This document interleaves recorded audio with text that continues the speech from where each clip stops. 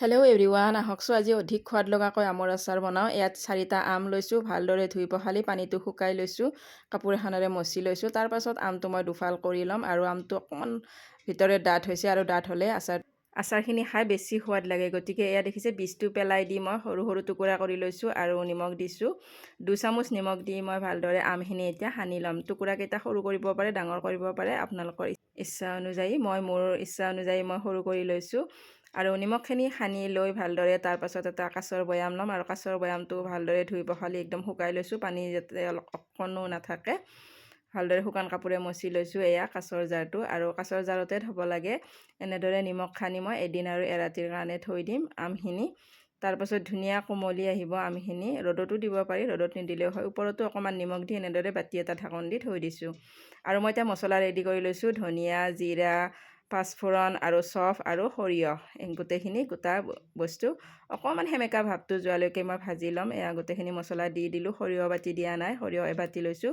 সৰিয়হ সদায় বগা সৰিয়হ ল'ব লাগে, ক'লা সৰিয়হটো নহয়, নহ'লে আচাৰ তিতা হৈ যাব। তাৰপিছত এয়া তেলো গৰম হ'ব দিছোঁ আৰু মছলাখিনি অকণমান ঠাণ্ডা কৰি অকণমান গুড়ি কৰি ল'লোঁ, একদম মিহি গুড়ি কৰা নাই। তাৰপাছত আমখিনি যথেষ্ট পৰিমাণে পানী এৰি দিছে আৰু পানীখিনি মই পৃথক কৰি লৈছোঁ। এয়া দেখিছে পানীখিনি পৃথক কৰি আৰু যিখিনি তেল গৰম কৰিছোঁ তাত অকণমান পাঁচফোৰণ দিছোঁ। তেলতো অকণমান পাঁচফোৰণ দিলে গোন্ধটো খুবেই ভাল হয়।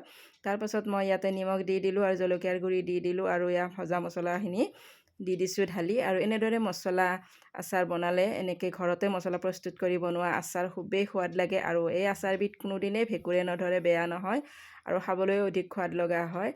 দেখিছে এতিয়া মই গোটেইখিনি দি দিলোঁ ঢালি আৰু অকণমান এটা সৰু বাতি এটাতে থৈ দিছিলোঁ, কাঁচৰ বাতি এটাত। তো এইখিনি আমো মই ইয়াতে ঢালি দি দিছোঁ, দি ভালদৰে লাৰি দিছোঁ আৰু ইমান ধুনীয়া গোন্ধ ওলাইছে কি ক'ম। আৰু এনেদৰে ভালদৰে তল ওপৰ কৰি লাৰি দিছোঁ, তেতিয়াহ'লে আচাৰখিনি আৰু ৰ'দত দিবও নালাগে। গতিকে এনেকৈ লাৰি দি মেলি কাঁচৰ বৈয়ামত যেতিয়া ভৰাই থৈ দিব, ভাত, ৰুটি, লুচি যিকোনো লগতে আপোনালোকে এই আচাৰটো খাব পাৰিব। খুবেই সোৱাদ লাগে আৰু যি ইমান ধুনীয়া গোন্ধ ওলাইছে। আৰু মছলাৰ পৰিমাণটো আপোনালোকে অলপ কম কৰিবও পাৰে আৰু তাৰ পৰা ধৰক চফটো বা ধনিয়াটো কিবা এটা বাদ দিবও পাৰে। গোটেইখিনি মছলা যে লাগিব সেয়া নহয়। গতিকে এয়া কাঁচৰ বৈয়ামটো মই আকৌ এটা শুকান কাঁচৰ বৈয়াম লৈ ভালদৰে ঢাকনি মাৰি ইয়াতে থৈ দিম। ৰ'দত দিব নালাগে, ফ্ৰিজতো থ'ব পাৰে এনেদৰে বটলটো। তাৰপাছত আৰু অকণমান মই বেলেগ আচাৰ বনাম। চেম মছলা ৰেডি কৰি লৈ লৈছোঁ, লৈ এইখিনি অকণমান ৰ'দ লগাই লৈছিলোঁ, 2-3 দিনমান ৰ'দত দি দিছিলোঁ। দিয়াৰ পাছত এইখিনিও তেনেকৈয়ে বনাম আৰু সেইখিনিত মই ভোট জলকীয়া দিয়া নাই, ল'ৰা ছোৱালীকেইটাই যিহেতু ভোট জলকীয়া নাখায় আৰু এইখিনিত মই ভোট জলকীয়া দিম।